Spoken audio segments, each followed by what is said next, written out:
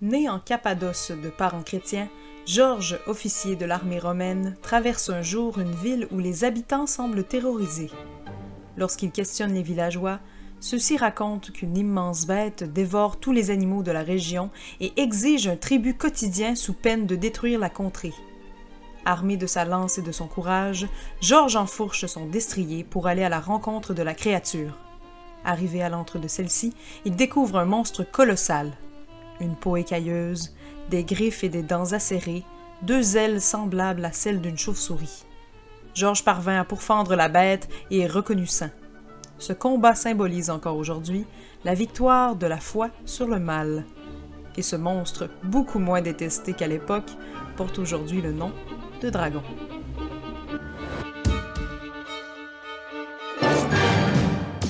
Clau! Clau! Bonjour! Bonjour et bienvenue à ce nouvel épisode des Monstres dans le placard. Simon, comment ça va? Ça va très, très bien, Sabrina. Grosse émission aujourd'hui. Énorme émission, aussi énorme que la créature de laquelle elle traite, c'est-à-dire le dragon.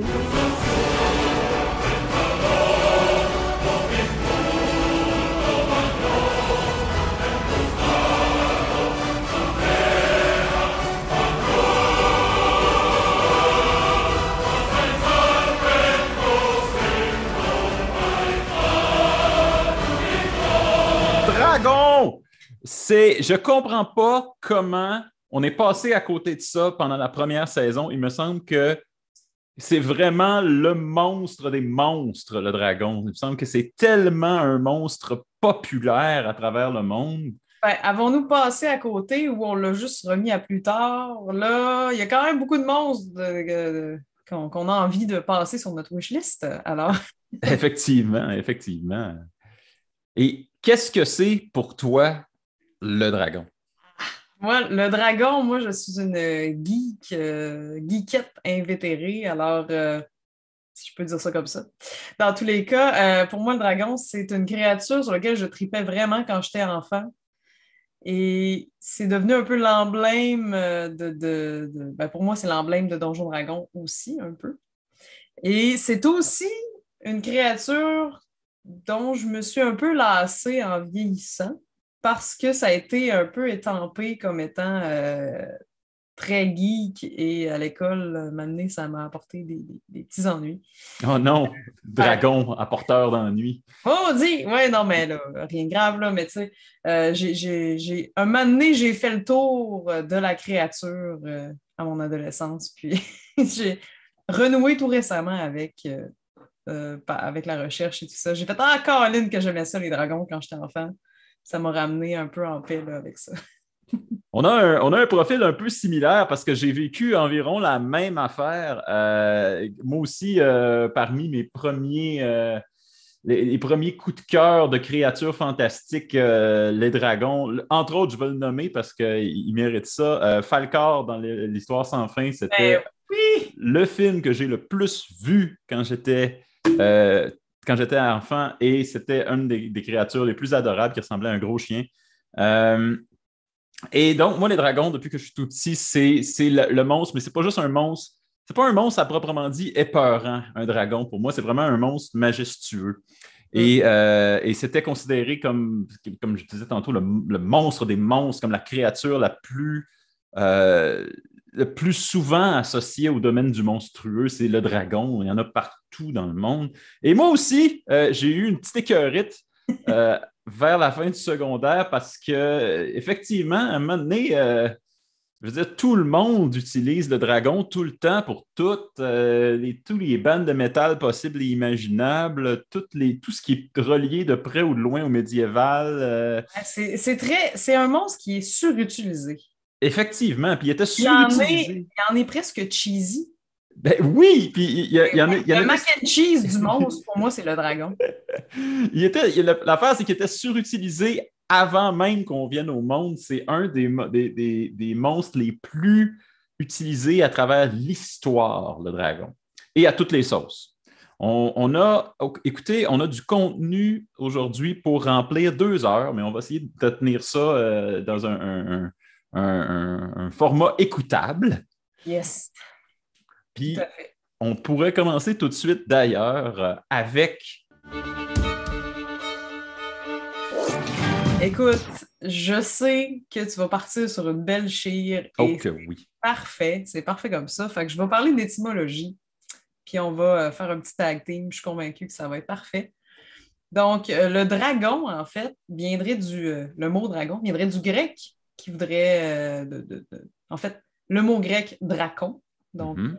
dracon, je ne sais pas comment ça se dit, qui découlerait de derkomai, qui voudrait dire regarder intensément. Ça Qui se ferait une passe dans le regard. référence, c'est ça, qui ferait une référence directe aux serpents et aux reptiles, donc qui n'ont pas de paupières, qui ont une paupière transparente, en fait, qui en ont, mais c'est transparent. Et voilà. Donc, Et c'est bien parce que, en parallèle, le mot monstre, qui veut dire démontrer ou pointer, le derkomai, c'est comme l'inverse, c'est regarder avec force et intensité. Mais oui, moi, j'ai des informations similaires sur ça. Il faut dire que le dragon, ce qu'on a retenu beaucoup du dragon, c'est son souffle, mais ce qui était à l'origine le vrai pouvoir du dragon, c'était son regard. C'était les yeux du dragon qui étaient l'œil du dragon, qui était le vrai pouvoir de la créature. Et Sabrina, moi, j'ai des pages et des pages de notes et je vais essayer de synthétiser ça le plus c'est correct. possible. C'est bien correct. Et, c'est pas, et ça se peut de synthétiser parce qu'il y a des choses qui sont étonnamment récurrentes dans à peu près toutes les histoires de dragons, en tout cas toutes les histoires d'origine indo-européenne. Euh, Parce qu'il Premièrement, est partout, ce dragon-là, quand même. oui, il est partout. Il est partout. Il est en Perse, en Afrique, en Chine. On pourrait considérer que le Quetzalcoatl des Incas, des Aztèques, était une divinité dracoïde. Euh, et il y a des caractéristiques qui sont communes à presque tout ce monde-là. Les dragons sont de façon générale associés à l'eau. C'est des créatures qui vivent dans les rivières, c'est des créatures qui vivent dans l'océan, qui souvent sont porteurs de tempêtes. Euh, D'ailleurs, à peu près toutes les légendes, toutes les cultures indo-européennes, donc de la Mésopotamie jusqu'à maintenant, ont une histoire, au moins une histoire d'un dieu des tempêtes, un dieu du tonnerre qui va affronter un énorme serpent aquatique ou une énorme créature comme ça. C'est dans presque tout. Et là, je vous donne le palmarès des plus connus. On Ouh. a Hercule versus l'Hydre, euh, Thor versus Jormungandr, Zeus versus Typhon, Sigurd versus Fafnir et Dieu versus Léviathan, qui sont tous des versions de cette même histoire. Il y a également Baal versus Lovatu, qui était probablement à l'origine le même mot que Léviathan, qui est dans les histoires plus anciennes. Et vraiment, de la Mésopotamie, de très, très longtemps, le dragon, qui était vraiment représenté presque partout comme sous la forme d'un énorme serpent ou d'un... Il y a plusieurs caractéristiques de plusieurs créatures associées au dragon, mais le corps d'un serpent, c'est vraiment la chose qui est le plus répandue partout à travers le monde. Et donc, depuis la Mésopotamie, on a la déesse Tiamat, qui est la déesse de la destruction, du chaos, qui est souvent représentée comme ayant un corps de serpent, même bien qu'il y ait des débats. Et ce serait déjà là, il y a plus de 6000 ans, une représentation d'un dragon, d'une dragonne, en fait. Même chose en Chine, on a aussi des petites figurines représentées, petites figurines de jade représentant des dragons. Immanquablement, le même format qu'on connaît aujourd'hui, mais qui date d'il y a 5000, 6000 ans. Donc, c'était déjà installé il y a très, très, très longtemps, cette histoire du dragon. On parle quand même, là, côté Asie, d'un dragon qui serait davantage un grand serpent avec des pattes. Oui, ben, à Ah, l'origine, c'est ça. À c'est ça. l'origine, ils ont tous l'air de ça. C'est vraiment très récent que le dragon va devenir cette créature avec des ailes, quatre pattes, plus un lézard qu'un serpent. Mhm. Mais à l'origine, c'est tous des serpents. C'est tous des grands, grands serpents. Il y a beaucoup de synonymes dans tu l'as dit tantôt, le mot dracon signifie probablement la même chose que le regard du serpent. L'hydre mythologique, c'était un serpent à plusieurs têtes. Beaucoup, beaucoup d'idées de serpents de plusieurs têtes, de quelques pattes. Et on a pris un serpent et on a rajouté des bouts. Yes. Yes. J'ai d'autres, j'en ai plein. Vas-y, vas-y. En Égypte, je pense qu'on n'a pas donné, depuis le début de l'émission, on n'a pas donné à l'Égypte son juste titre. Mais ici, j'ai quelque chose. En Égypte, il y avait le serpent Apep qui résidait à l'entrée du sous-monde, dans le fond, sous la terre. Et lui, à la fin de chaque journée, il avalait le soleil. Et il fallait. C'est un gros mandat. C'était un gros mangeur, en fait. C'était vraiment ça. Et quelquefois, en fait, tout le temps, Ra ou Ré, qui était la divinité solaire, il y a beaucoup de divinités solaires chez les Égyptiens. Il y en a au moins 4. Et donc, Ra ou Ré descendait dans le sous-monde, dans l'underworld, dans le fond, pour aller battre Apep et récupérer le soleil à temps pour le retour du jour. Wow!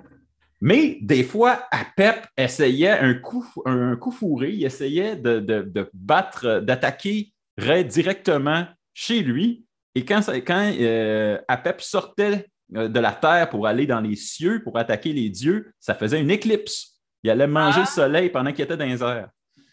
Ah, c'est donc bien le fun! Ils ont même expliqué les éclipses, j'aime ça.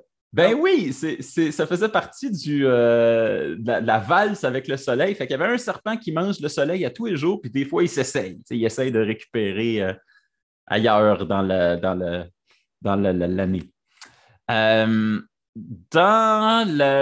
Chez les Perses, dans le Shahnameh, qui est le texte fondateur de beaucoup dans le fond, du règne des Shahs en Iran, on a le Rostam, qui est finalement le Hercule perse, qui est le grand héros de ce texte, qui doit tuer un Azidahaka. Encore là, vous avez le mot Dahaka, d'Aragon, qui est à quelque part là-dedans. Et il doit en tuer un de 80 mètres. Et ça fait partie de ces 7 travaux qu'il doit faire pour accomplir sa destinée. Quoi d'autre? Au Japon, on a une histoire, encore une fois, une divinité qui tue un dragon. Ici, on parle de Susanoo, qui aurait tué Orochi. Orochi, si vous êtes un fan d'anime, vous avez vu ce nom-là popper souvent. Ça veut dire serpent en japonais. Ça veut dire serpent, mais ici, c'était la divinité d'origine, c'était comme le serpent primordial, serpent à 8 têtes, qui terrorisait le nord de Honshu à cette époque-là et qui a été tué par le dieu guerrier Susanoo. Donc, encore une fois, même au Japon, donc une histoire d'une grande divinité qui vient venir à bout de l'équivalent d'un dragon. On pourrait penser, ouais, mais ça a l'air à tout venir de la même histoire, mais c'est très difficile de dire que cette histoire-là se serait rendue jusqu'au Japon parce que vraiment, le chemin jusqu'au Japon était dur à parcourir pour ces histoires-là. Et bon, donc, on récupère encore il y a beaucoup, beaucoup de ces histoires-là qui ont été associées ici, dans la mythologie qu'on connaît plus, beaucoup associées au mythe arthurien. On parle déjà dans les premières légendes, les premiers édits du cycle arthurien. On parle de la prophétie de Merlin qui annonce que à cette époque-là, à la première invasion des Anglo-Saxons, oh mon Dieu, des Normands? Non, je me trompe, c'est des Anglo-Saxons. Le seigneur de guerre, Vortigern, essaye de construire une tour sur une colline, puis la tour n'arrête pas de s'effondrer puis de tomber dans le sol. Et Merlin révèle qu'il y a 2 dragons qui dorment dans une espèce d'étang sous la colline. Et en drainant l'étang, les deux dragons commencent à s'entretuer immédiatement. Et le blanc, il y en a un blanc et un rouge. Le blanc gagne, symbolisant que Vortigern va gagner, mais le rouge va revenir, il va devenir plus fort, symbolisant qu'éventuellement, c'est les Anglo-Saxons qui vont gagner. Oh, Et quand même. Mais oui. c'est vrai que souvent, dans les légendes de ce que j'ai lu, c'est que les dragons sont un peu amphibies, ils dorment dans le fond de l'eau, très Mais souvent. oui, ils sont vraiment associés à l'eau. Et Ouais. je ne suis pas sûr exactement de quand on a transité vers le feu. Ah, moi, je pense que j'ai une petite idée de ça. Oh! Ça serait, ben là, je veux pas t'interrompre non plus Non, mais tu peux y aller, c'est une bonne place pour faire ça dans, parce que. dans les années, je pense que c'est plus à l'époque de Dragon et le Georges, donc Et Saint-Georges, oui. Saint-Georges. Donc, ben, en fait, c'est qu'en 1960, il y a un film qui est sorti qui s'appelait Le Dragon et le Georges. Ça a comme été un peu un moment de sensibilité écologique, bref, en termes cinématographiques, mais on recule avant ça. Mais je crois que c'est Saint-Georges, en fait, parce qu'avec la montée de Oui. l'Église se sont dit, hein, hey, qu'est-ce qu'on ferait pas avec un dragon? Ça me semble que ce serait une bonne métaphore pour rallier des gens dans nos troupes. Donc, le dragon est devenu un peu une espèce de serviteur du diable à ce moment-là. Et je crois que le Ou le crash diable lui-même. ou le diable lui-même, mais je Mhm. crois que c'est ce qui a amené vers l'élément du feu. Tu sais, ils sont allés vers autre chose carrément. Je ne sais pas si c'est ça qui a vraiment lié le dragon au feu à proprement parler, Mais ça mais se peut très bien. tu sais, l'enfer a déjà été froid aussi là, hein, avant d'être chaud. Fait que l'Église ont repimpé bien des affaires. Mais ça aurait bien du bon sens que ce soit l'aspect démoniaque qui soit en lien avec le feu. Parce que historiquement, le dragon est associé à l'eau, à la tempête. Des fois, il crache du poison, mais le feu, c'est pas quelque chose qui est particulièrement associé au dragon, pas plus que d'autres choses. On va même associer plus la foudre ou le tonnerre plus que le feu. C'est une créature des éléments. Oui, et de la tempête. C'est vraiment une créature associée à la température. Et partout dans le monde, même dans les histoires qui sont plus orientales ou qui nous viennent du Levant, ils sont associés à la température. Et même, on dit que c'est une bête de la tempête, une créature qui vient des tempêtes. Mais tu fais bien de parler de l'aspect catholique ou l'aspect chrétien parce que les histoires qui ont persisté le plus de notre côté du monde, la légende de Saint-Georges et le dragon, c'est sans doute la plus connue.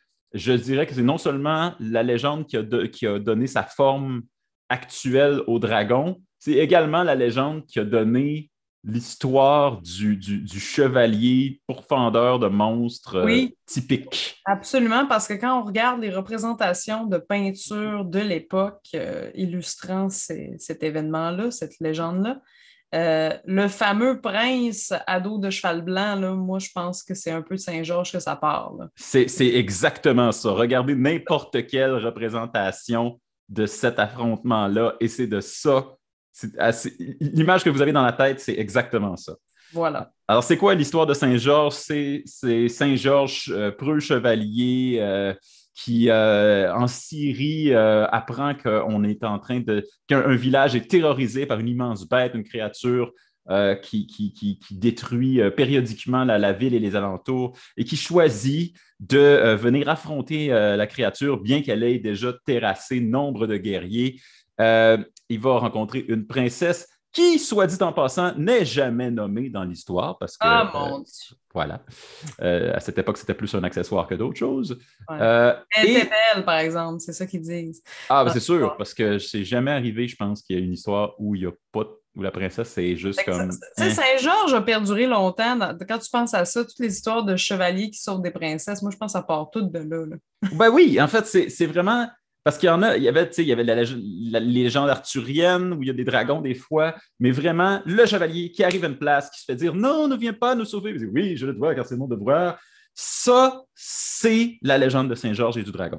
Et Et bien voilà. sûr, le chevalier va réussir à pour fendre le dragon avec sa lance. Et selon la version que vous connaissez, peut-être aussi qu'il va l'avoir amadoué grâce à la ceinture de la princesse et qui va le pavaner dans tout le pays pour convaincre tout le monde de se convertir au catholicisme. On a un dragon, fait que, hein? Ah! Venez dans le bright side. On a des dragons. We got dragons. Wow. Il y a beaucoup de dragons célèbres, des noms célèbres qui sont associés à des dragons médiévaux. La Tarasque.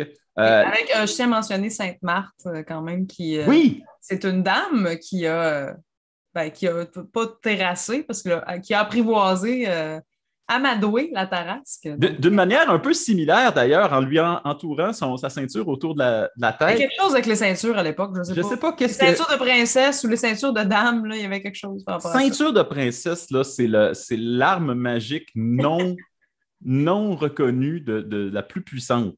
Ouais. En tout cas, cette princesse-là, avec sa ceinture, elle aurait pu au moins avoir son nom dans l'histoire. Au moins. Au moins, au minimum. Il y a d'autres. Il y avait beaucoup de dragons en France. Le dragon Gargouille, qui a donné son nom au statue, parce que c'était une créature qui avalait des rivières entières et qui les recrachait en pluie torrentielle sur les villages avoisinants. Et qui a été battu par un autre saint et qui a été amadoué encore une fois. Et qui, à cette heure, orne et protège l'Église. C'est à ça que ça sert des gargouilles. Ah ouais! Bon. Oui. Ben voilà. Et à canaliser la pluie. D'où son nom. Oui. Le basilic, qui est pas juste une herbe, qui est également C'est pas un basilisque? Oui, c'est un basilisque, mais en français, on appelle ça le basilic. Le basilic.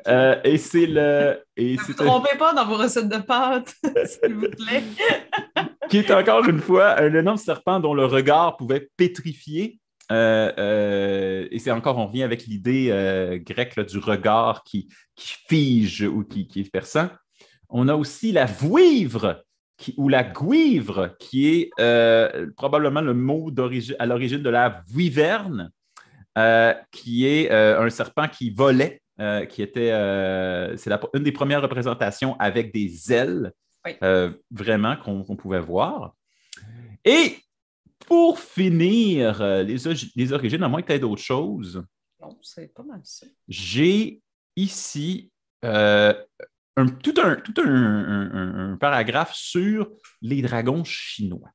Ouh. Parce que moi, ça m'a toujours intrigué pour savoir pourquoi il y a deux types de dragons. Pourquoi il y a un dragon qu'on connaît avec les ailes, avec qui crache le feu, les cornes, et le dragon chinois qui, lui, est vraiment un grand serpent avec des moustaches. Pourquoi il y a ces deux types-là? J'ai découvert par la suite qu'il y a pas mal plus de types que ça. Mais le dragon chinois est quand même extrêmement important. C'est un des 4 animaux bienveillants de la Chine et un des 12 signes astrologiques. Et il y avait juste l'empereur qui avait le droit d'avoir des dragons sous son linge. Fait que c'était considéré... Oui, c'était considéré comme le big shot. C'est très drôle parce qu'aujourd'hui, quelqu'un qui a des dragons sur son linge, c'est probablement... généralement une personne qui est geek avec une chemise avec des dragons dessus ou... Non, c'est pas vrai. Il y a quand même plein d'habits traditionnels qui en ont. J'imagine, tu sais, il y a juste moi qui ai le droit d'avoir des dragons sur mon linge, puis il me semble qu'au secondaire, ça voudrait pas dire la même chose. Non, si j'ai un dragon sur mon linge, je n'appartiens pas du tout à la famille de l'empereur. Je suis même pas mal à l'opposé. Dépendant. Quand même. En Chine, les dragons sont considérés comme bienveillants, mais terribles. Ça veut dire c'est des créatures qui sont vraiment bénéfiques et sages, mais faciles à s'attirer les foudres d'eux. Et qui sont un composite de plusieurs animaux. Tête de chameau, oreilles de bovin, yeux de lièvre, les bois d'un cerf, le corps d'un serpent, les écailles d'une carpe, des serres d'aigle montées sur des pattes de tigre. On nomme les animaux et on dit que ce sont, dans le fond, il est le regroupement de toutes ces créatures-là. C'est comme la créature C'est le tout-ski du règne animal. C'est ça, c'est le tout-ski de tout ça. Et tel qu'il est représenté dans les sculptures et les peintures, on le voit souvent avec une perle. On appelle ça la perle du dragon. Et plus tard, on va appeler ça la Dragon Ball dans une certaine série qui en est rendue à sa plus très, très longue diffusion. Et cette perle-là qui est dans la patte ou dans la gueule du dragon représente les astres, la Terre, la Lune, le Soleil, pour représenter que le dragon est capable, par sa seule présence, de manipuler les lois du monde. C'est l'animal le plus proche d'une divinité. D'ailleurs, il est souvent un intermédiaire entre les dieux et les hommes, mais il est un peu à l'extérieur du circuit. Il va interagir. Des fois, il transporte les dieux. C'est la monture, la plus grosse monture qu'ils peuvent avoir. On dit que les dragons ont 117, très exactement 117 écailles. Et le chiffre 117 dans la numérologie chinoise, ça veut dire une parfaite harmonie entre le yin et le yang. Ah ouais. On associe encore une fois à l'eau, à la mer, à la tempête. On dit au début, il y en avait 4 types. Le dragon céleste, le Tianlong, le dragon des trésors cachés, Fusanlong, le dragon souterrain, le Dilong, et le dragon spirituel qui est le Shenlong. Le mot long voulant dire dragon en chinois. Yes. Et dans son guide à travers les montagnes et les mers, qui est comme le bestiaire des créatures chinoises, l'auteur Shan Haijing dit que le dragon est en fait un dieu du tonnerre et il existe plusieurs cultes des dragons à travers la Chine où vraiment là, sont considérés comme des divinités. Et quand le bouddhisme est arrivé, les dragons sont devenus associés à l'illumination, à la transcendance, à la conscience la plus élevée. Et donc, de façon générale, sont associés à quelque chose de très, très bon pour les Chinois et directement à la lignée de l'empereur. On dit que le premier empereur Han était le fils d'un dragon céleste et d'une humaine. Et donc, il est d'une descendance... Et d'une naine? Humaine. J'ai compris, et d'une naine. J'étais comme, quoi? Y a-t-il quelque chose que je sais pas dans la mythologie chinoise? Non, ça, c'était dans la première version que le DM a écrite. Oui, c'est ça, on mélange avec Donjon Dragon. Non, c'est bon, une humaine et un dragon, c'est excuse-moi. Exact. Donc, c'est pour ça que les empereurs étaient les seuls qui pouvaient avoir le dragon sur leur linge, parce que sinon, ça voulait dire que tu t'attribuais à une origine draconique, et ça, il y avait juste l'empereur qui avait ça. Appropriation draconique. Voilà. Mais moi, ça demeure malgré tout un grand mystère de savoir pourquoi est-ce que tout le monde dans le monde a des dragons, qui est un animal qui essentiellement n'existe pas vraiment, mais tout le monde a environ la même version. Alors, écoute, ouais, peut-être qu'on aura besoin d'un peu de science pour éclairer nos lanternes, qui sait. Alors, allons-y pour un peu de science. La science, je tiens à dire que je ne suis pas... draconologue? Je ne suis pas draconologue, non, mais surtout que j'aimerais avoir un historien ou j'aimerais avoir un anthropologue peut-être pour m'aider à remettre la ligne de temps plus droite pour moi. Ah, OK, d'accord. Ben, ça se trouve. Ça se trouve. Donc, si jamais vous connaissez des historiens, des gens qui pourraient peut-être nous aider là-dessus, on est preneurs dans tous les cas. On va avoir un petit segment avec un invité prochainement pour compléter. J'ai fait un topo des créatures vivantes ou plus vivantes qui pourraient avoir inspiré les dragons. OK. Parce que le dragon, comme on a dit au début, c'était davantage un serpent et à un moment donné, c'est devenu un tout-ski. Donc, pourquoi est-il devenu un tout-ski? C'est que, là, je vais dire à l'époque médiévale, mais dans l'ancien temps, à un moment donné, il y a eu un boom de cabinets de curiosité. Et ça, les cabinets de curiosité, je connais bien ça et j'aime beaucoup ça. J'en parle dans plusieurs épisodes d'ailleurs. N'est-ce pas? N'est-ce pas? Ces cabinets de curiosité-là et ces ventes de marché de curiosité ont fait en sorte qu'il y a des dragons qui ont été montés de toutes pièces et des créatures existantes réellement, donc des reptiles qui ont été vendus comme étant des bébés dragons. Ouais.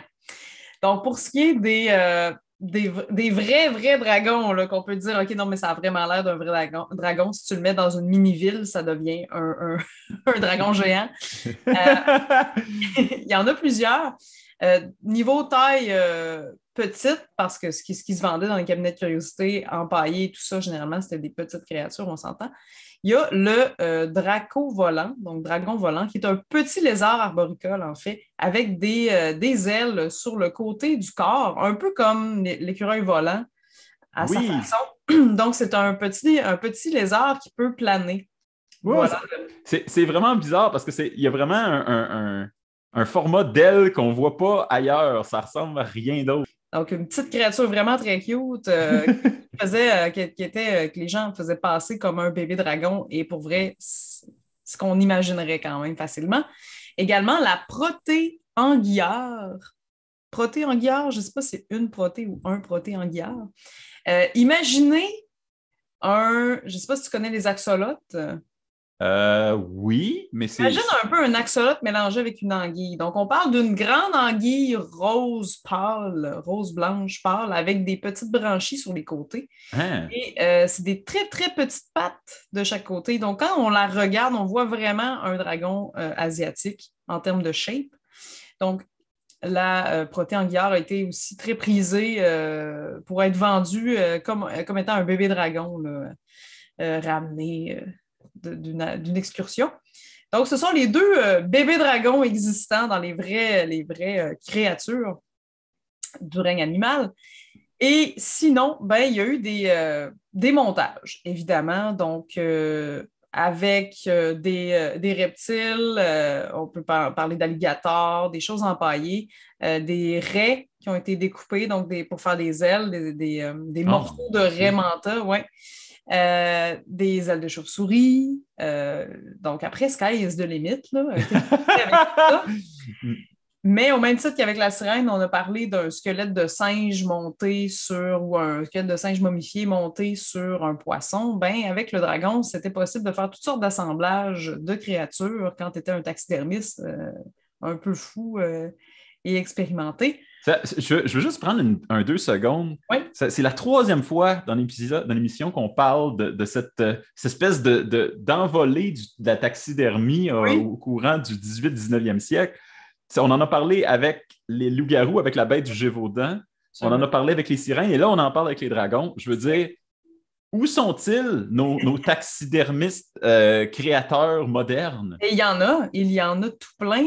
Vous pouvez googler avec plaisir soit bad taxidermie, donc mauvaise taxidermie, ou étrange taxidermie, et vous pouvez voir toutes sortes de choses allant de une tablée de souris qui joue aux cartes jusqu'à un crapaud qui fait du pole dance. Et je ne vous fais pas de mensonge. La modernité dans la taxidermie est bel et bien là. C'est quelque chose d'extrêmement obscur que moi, je trouve extrêmement drôle. C'est pas pour tout le monde, la taxidermie de base, hein? Donc il faut se le rappeler. Mais oui, et des montages justement de créatures mythologiques, il y en a encore aujourd'hui. Mais c'est pas quelque chose que tu vas mettre nécessairement dans un musée ou que tu vas mettre de l'avant parce que ça reste des projets créatifs d'inspiration qui peuvent être inspiration taxidermie historique, mais tout de même. Mais sans que ce soit un montage, par contre, il existe quand même des créatures qui frôlent vraiment dangereusement proche de dragon. J'y arrive. Donc, j'y arrive. Alors, dans les créatures encore là près de nous, moi, je vais dans le déclin, là, de ce qui existe encore à ce qui n'existe plus quand même. Il y a les crocodiles, évidemment, qui ont quand même plusieurs espèces. Les crocodiles, on parlait de crocodiles égyptiens, crocodiles chinois aussi, qui sont gigantesques qui, bien sûr, évoquent quand même des créatures. Le dragon de Komodo, qui porte le nom de dragon, qui est probablement l'espèce vivante la plus proche du dragon, qui a une langue de serpent, qui est un très gros lézard, dont la morsure crée, comment on appelle ça déjà? Des nécroses. Donc, si tu te fais Oui. mordre par un dragon, tu pourris. Puis c'est pas à cause du dragon de Komodo, c'est à cause des bactéries qu'il y a dans sa gueule. Exactement. Donc, c'est ce qui fait qu'il est très dangereux, c'est sa morsure principalement. Et le dragon de Komodo a un ancêtre appelé le Mégalania, qui Ouh. est un équivalent du dragon de Komodo, mais beaucoup plus gros. Donc, on parle d'un poney, là, vraiment. On parle OK, une grosse d'une affaire. grosse affaire. Une grosse affaire qui, à mes yeux, si on regarde le schéma format humain versus format créature, a l'air pas mal de si tu terrassais un dragon tout seul, ce serait ton maximum de capacité à combattre si tu es bien armé puis que tu te fais pas. En tout cas, bref, Mais il faut dire que les êtres humains, historiquement, sont également beaucoup plus petits que ce qu'on est aujourd'hui. c'est très vrai, ça. C'est vrai que c'est à Et considérer. fait qu'on se considère qu'un être humain, historiquement, c'est un pied de moins que ce qu'on est maintenant. Oui, Faites le calcul. oui, c'est facile de faire le calcul quand tu t'en vas dans une maison qui est un peu, un peu plus ancestrale ou un appartement. Là, moi, mon appartement, tu le vois là, que l'époque médiévale n'était pas si loin quand tu regardes la taille du bain, dans tous les cas. Euh, si tu ne dépasses pas des 2 barres, si moi je dépasse des 2 barres dans un bain, ça va pas bien, on s'entend. Voilà. Euh, Puis, oui, créatures que les chercheurs ont trouvées, donc, parce que bien sûr, on parle de Ah, dragons. Là, il y a quelqu'un, c'est sûr qu'il y a des gens à la maison qui se disent: Ouais, mais les dinosaures là-dedans! On est rendu là, hein, Simon? C'est ça que tu disais. Oui, les dinosaures là-dedans, ben, sur les peintures rupestres et choses qui ont été retrouvées et représentations de créatures, de reptiles et de tout ce qui existe, il n'y a rien qui ressemble concrètement à un dragon. hmm. Donc, s'il y a eu des espèces qui ne sont pas connues aujourd'hui, choses comme ça, ça se peut, on n'écarte pas la possibilité, mais c'était probablement des créatures qui vivaient dans des coins très reculés où l'homme n'allait pas. Donc, mais c'est quand même intéressant de se dire: Ah, les gens des cavernes n'en ont pas vu. Mais il y a les chercheurs qui ont trouvé une espèce de ptérosaure. Donc, un dinosaure avec des ailes. Un dinosaure avec des ailes, donc OK. ptérodactyle, ptérosaure, donc ptéranodon, en tout cas. On Oui. parle de qui vole. Et on imagine vraiment une mâchoire gigantesque de crocodile, là. Donc, on parle d'une créature qui pouvait faire environ 7 mètres d'envergure avec un crâne en longueur, là, vraiment près d'1 mètre. Wow. 1 mètre le crâne seulement. Le museau est en forme de bec et il y avait une quarantaine de dents bien aiguisées. Mais ce que tu peux imaginer d'un crâne de dragon, c'est la tête de cette créature-là. Wow. Et ça, c'est le fun de se dire: Ah, il y a des choses qui ont existé probablement. Alors là, c'est là que j'aurais aimé avoir plus de connaissances archéologiques, à savoir, à l'époque médiévale, ça ressemblait à quoi? Les découvertes de squelettes.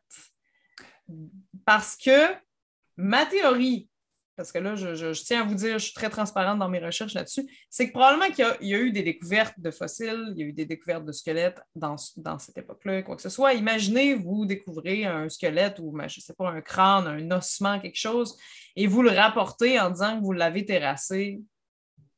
Ça vous donne un crédit instantané. Ben, c'est ça. Sinon, ça nous fait imaginer une créature qui existe parce que est-ce que tu vas faire le lien à cette époque-là de combien de milliers d'années séparent l'époque médiévale des dinosaures? Probablement pas. Tu vas juste faire: Oh, wow, il y a des ossements, donc ça a déjà été vivant. Alors, je mets mes mains dans les airs Ben, là-dessus. moi, j'ai de quoi pour toi là-dessus. Oui, vas-y. Il y a plusieurs régions dans le monde, dont étonnamment en France et dans la région du Sichuan, qui est au nord de la Chine. Attends, non, je me trompe avec la Mandchourie. Le Sichuan, c'est dans le sud-ouest de la Chine.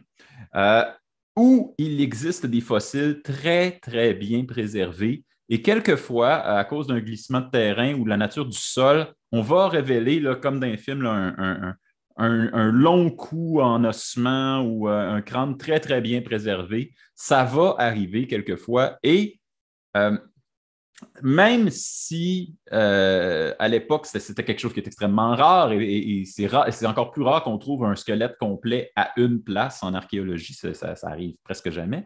Mais si ça arrive, vous pouvez imaginer l'impact auprès de la population locale de voir une créature, de voir un squelette de même. C'est sûr qu'il y a une histoire qui part de ça. Absolument. Sûr, sûr, sûr. Absolument. Maintenant, c'est pas une théorie. C'est une des théories qui est là pour expliquer pourquoi il y aurait des dragons un peu partout dans le monde, mais ça n'explique pas tout, parce qu'il y a des histoires de dragons qui viennent d'endroits où les fossiles sont beaucoup plus durs à trouver, où il n'y en a presque pas. La Scandinavie, il n'y en a presque pas des fossiles dans ce secteur-là, et pourtant, beaucoup de dragons mythologiques viennent de ce Oui, coin-là. c'est clair. Mais bref, moi, ce que je soulève là, dans mes recherches, c'est et si il y avait des squelettes qui avaient été découverts à l'époque, s'il y en a eu, s'il y a eu des fossiles, des preuves tangibles quand même, qui pouvaient être un morceau de ce qu'on pouvait imaginer être un dragon, ça aurait pu être suffisant pour nourrir la légende et que les gens en parlent. Et je regarde l'animal dont tu parlais au début, le Megalania. Oui. On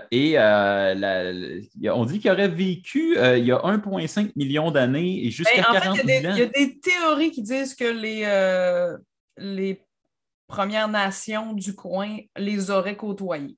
Ben, c'est ça, parce que 40 000 ans, on est vraiment dans le Oui, secteur. ce serait le plus proche de ce qu'on imagine être un dragon, quand même.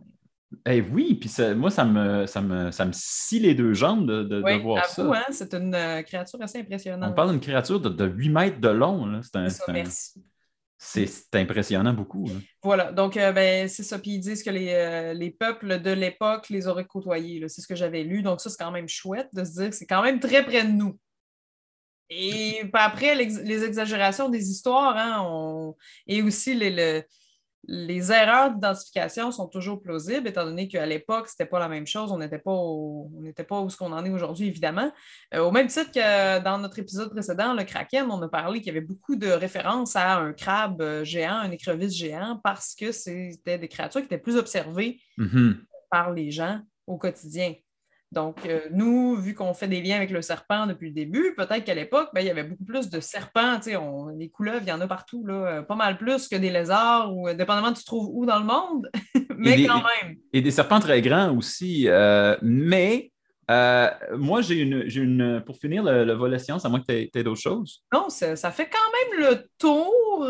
Puis je tenais à laisser des pistes. Là. Comme je dis, j'aimerais pouvoir. Ça a été un sujet extrêmement massif, aussi colossal que la bête elle-même. Puis j'aimerais pouvoir creuser plus là-dedans, mais les trous de lapin dans lesquels on s'est retrouvés, là, c'est assez intense. Mais je pense que ça donne une bonne idée de comment on aurait pu reconstruire un dragon dans notre imaginaire. Et je suis d'accord. Et pendant que tu parlais des serpents, qui sont quand même des créatures qu'on voit assez souvent, il existe une certaine théorie, un volet psychologique à la théorie des dragons. D'ailleurs, ceux et celles qui s'y intéressent, la draconologie, c'est effectivement la science des dragons. Wow. Il existe une théorie psychologique qui veut que le dragon, en fait, ce serait un amalgame des créatures dont on a instinctivement peur, l'être humain. Donc, les prédateurs typiques de l'humain, les fauves avec leurs grandes dents et leurs griffes, les créatures qui ont des cornes, qui sont capables de nous percer ou nous bousculer, et au top du palmarès, les serpents. Presque tous les êtres humains, en tout cas toutes les cultures, ont peur des serpents. Dans notre cerveau, quand tu penses de toutes les millions d'années, de toutes les années d'évolution, les araignées et les serpents, pourquoi tout le monde a presque instinctivement peur de ça? C'est qu'à l'époque, tu ne savais pas lesquels étaient venimeux, lesquels ne l'étaient pas. Donc, oui, tu prenais pas de chance, tu sais. Et aussi, c'est techniquement l'animal que tu ne vois pas venir. L'araignée et le serpent, tu t'en rends compte toujours trop tard quand tu es à côté d'une créature comme ça. Et donc, tu as intérêt à pouvoir réagir vite. Ouais. Et c'est pour ça que c'est probablement quelque part dans notre système limbique, là, il y a une image déjà formée d'un serpent ou d'une araignée. Oui, absolument. Et ça, si c'est vrai, s'il y a effectivement une composante, je ne veux pas dire génétique, mais naturelle à l'être humain, d'avoir peur de ces animaux-là, eh bien, ça pourrait donner naissance à, dans l'imaginaire collectif, une créature qui a de l'air d'un dragon. Mm-hmm. Et moi, je trouve que c'est absolument fascinant. Ça veut dire qu'il y aurait cette créature-là qui serait fictive, mais qui aurait une existence propre de par notre mécanisme intérieur de reconnaître ces genres de formes-là. Moi, c'est le genre de théorie qui me fascine absolument, bien que, comme toutes les théories psychologiques, il y a très peu de tests possibles. C'est très, très difficile à évaluer au sens pragmatique du terme. Moi, c'est le genre de choses qui me fascinent énormément. Ben, tout à fait. Et puis, je pense que c'est intéressant de se poser la question, au même titre que sans tomber dans la conspiration, je pense qu'on a envie d'y croire là, qu'il existe une espèce qui a survécu ou une espèce qui a déjà vécu dans le passé qui était vraiment visuellement comme ce qu'on imagine du dragon. Mais en réalité, c'est ça, c'est que son apparence a beaucoup changé aussi, il ne faut pas l'oublier. Exactement. Mm-hmm. Et comme son apparence a beaucoup changé, il en va de même pour les représentations qu'on en a fait dans la culture.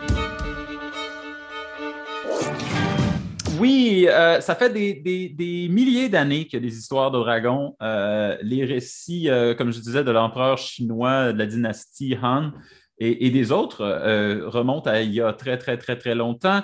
Le texte que j'ai mentionné tout à l'heure, l'espèce de bestiaire chinois, ça s'appelle Les chemins à travers les montagnes et les mers. C'est écrit par Shan Haijing, qui était un écrivain de la dynastie Han. Et aussi, on a l'équivalent en Occident qui est la légende dorée, ou les légendes dorées, qui sont écrites par Jacobus de Voragine et qui recoupent la majorité des histoires qu'on connaît de dragons, de grosses bêtes. C'est souvent les histoires des saints, mais ça implique les rencontres remarquables avec des grosses créatures comme les dragons. Ça, c'est dans les écrits traditionnels. Il y a également, bien sûr, nombre de représentations dans les histoires de la mythologie grecque, scandinave. Il y en a dans la culture africaine. Tout à l'heure, j'ai oublié de parler du Mokole Membe, qui ressemble étonnamment à un diplodocus et qui est considéré comme un dragon au Zimbabwe. Donc, il y en a beaucoup, beaucoup de ces représentations-là. Par contre, et j'ai l'impression que je me répète à chaque épisode. Mais sinon, je pense qu'en Afrique, il y a beaucoup, l'éléphant a beaucoup influencé. L'éléphant et l'hippopotame, parce que l'hippopotame... L'hippopotame, ça compte comme un dragon quand tu le penses. Mais juste en termes de danger présent quand tu traverses une rivière, un hippopotame... Ouais. Les gens pensent que, comme les rhinocéros, c'est des bêtes, des machines à tuer, et les hippopotames, c'est des gros nounours. C'est exactement l'inverse. Un rhinocéros, c'est vraiment chill comme animal, mais un hippopotame, ça ne va même pas te laisser traverser sa rivière sans t'attaquer. Si tu te trouves entre lui et son point d'eau, t'es gare à toi parce que ça court vite en tabarouette aussi. Et Moi, croiser un lion versus un hippopotame, je vais choisir le lion. Quand même. Et tu ferais bien. Parce que le lion ne va pas t'attaquer si tu le vois, à part s'il a vraiment, vraiment faim. Mais l'hippopotame va t'attaquer de front, te charger et te faire très, très mal. Aïe, aïe, aïe. Mais moi, la chose que j'ai l'impression qu'on répète à chaque fois, c'est qu'à partir du 19e siècle, à partir du moment où la littérature scientifique, la littérature se démocratise beaucoup et l'imprimerie devient quelque chose de beaucoup plus populaire. Alors là, les histoires de dragons font exploser encore une fois, mais ce qui va être particulier, c'est que le dragon n'aura jamais vraiment quitté l'imaginaire populaire. Il va s'être retrouvé sur des bannières, dans des titres, il va être sur les écritures héraldiques, dans les textes, on va le voir en notes, en extrait de page, dans les textes en fioritures, là, dans les textes anciens. On va s'être attribué ce titre-là. Par exemple, je donne un exemple, Dracula, c'est le nom, la traduction littérale de Dracula, c'est le fils du dragon. Le fils du dragon, oui. Et donc, il s'attribue aussi les caractéristiques dracoïdes. Mais quand on arrive plus proche de chez nous, alors là, on rentre au début du 20e siècle et on tombe dedans. Et bien sûr, qui popularise le dragon repopularise le dragon de façon majeure, c'est celui qui a repopularisé le fantastique de façon générale, c'est J.R.R. Tolkien avec Bilbo le Hobbit et Smaug, qui est son grand dragon rouge qui lui crache le feu et qui lui représente vraiment ce qu'on associe au dragon à cette heure. Le cracher du feu, avoir des grandes ailes, s'accaparer de l'or et des richesses alors qu'il n'y en a rien à faire, il faut juste dormir dessus. Ça, c'est vraiment l'histoire qui ramène les dragons et qui ramène le fantastique en général. L'imaginaire médiéval revient beaucoup avec Tolkien et voyons, l'auteur de Narnia. Calique. Je ne peux pas l'avoir perdu. C.S. Lewis. Et avec C.S. Lewis, qui était l'auteur de Narnia, c'était pas le premier, par contre. On parlait de dragons déjà dans l'univers de Alice au Pays des Merveilles. Dans la suite, Au-delà du miroir, on va parler du Jabberwocky. Oui. Et le Jabberwocky, par contre, ce n'est pas un dragon qui est très considéré comme très... il est terrifiant, mais je ne veux pas dire qu'il est très terrifiant. Il n'est pas très noble. C'est un peu une joke, le Jabberwocky. Il est considéré comme une caricature de certains politiciens de l'époque. Hein? Et... wow! Oui. Quand même. C'était souvent utilisé comme une espèce de pied de nez, le dragon. C'était devenu. C'était déjà une parodie avant même d'être redevenu populaire, les dragons. Et on dit que le Jabberwocky, comment qu'on le représente, il y avait des dents d'âne, il y avait une taille serrée, des yeux myopes. Il représentait, il était vraiment comme quelqu'un de... Je suis surpris que tu dises que c'est un dragon, justement, parce que connaissant l'apparence de Jabberwocky, je suis comme... c'est ça, il a l'air... C'est un dragon joke. C'est un dragon joke, c'est une caricature. Mm-hmm. Après l'arrivée du Hobbit et du Seigneur des Anneaux, les dragons, par contre, ça revient. On en voit dans Conan. Il y a George Martin aussi. Oui, Song of Ice and Fire, George R.R. Martin, qui est devenu Game of Thrones à la télé. Bien sûr, les dragons sont au centre de ça. On en a retrouvé dans les légendes de Terre-Mère, Tales of Earthsea de Ursula Le Guin. On a retrouvé dans les choses pour enfants aussi, comme Harry Potter, la série Eragon, ou les Dragon Riders of Bern, How to Train Your Dragon, qui était une série de livres avant de devenir une série de films à succès.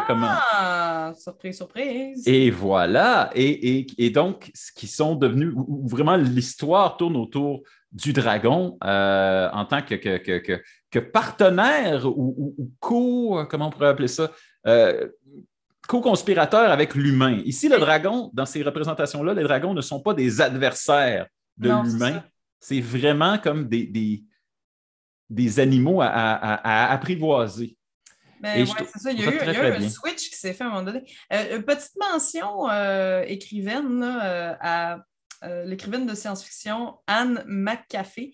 Oui. Elle a imaginé que les dragons se nourrissaient de substances minérales, puis combinées aux acides de l'estomac, ça donnait des gaz toxiques, donc qui étaient inflammables spontanément. Et oui, Anne McCaffrey, qui est l'autrice de How to Train Your Dragon.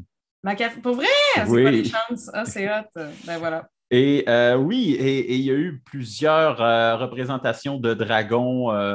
On arrive dans les films, plusieurs représentations de dragons à l'écran, en tant dessin animé qu'en vrai film. Ben Et là, justement, j'ai une... le film de 1960, là, Le Dragon et le George, ça fait partie dans des moments clés où il y a eu un switch, parce qu'on parle vraiment de sensibilité écologique, parce que l'histoire de Le Dragon et le George, j'ai Le comme dragon nommé et ça le George. tantôt, j'ai name-droppé tantôt, ça expliqué. C'est un historien qui se fait transposer dans le corps d'un dragon, puis il se retrouve dans un monde dans lequel les dragons sont une civilisation qui est intelligente, puis qui est civilisée, puis ils vivent en harmonie avec les humains. Ça l'a un peu amené vers ça, là, l'harmonie humain-dragon. Voilà. Et ça ressemble étrangement au dessin animé qui passait dans le temps qui s'appelait le Vol des dragons. Oui, Euh, qui, c'est ce qui aurait inspiré le vol des dragons. je ne sais pas si c'est ça qui a inspiré ça, mais ça il ressemble étrangement. Ouais. Il y avait Walt Disney qui a fait qui s'est aventuré dans cette direction-là aussi avec Pete's Dragon, Oui, euh, oui. où c'était moitié dessin animé, moitié vraie personne, qui était quand même assez révolutionnaire pour l'époque. Ouais.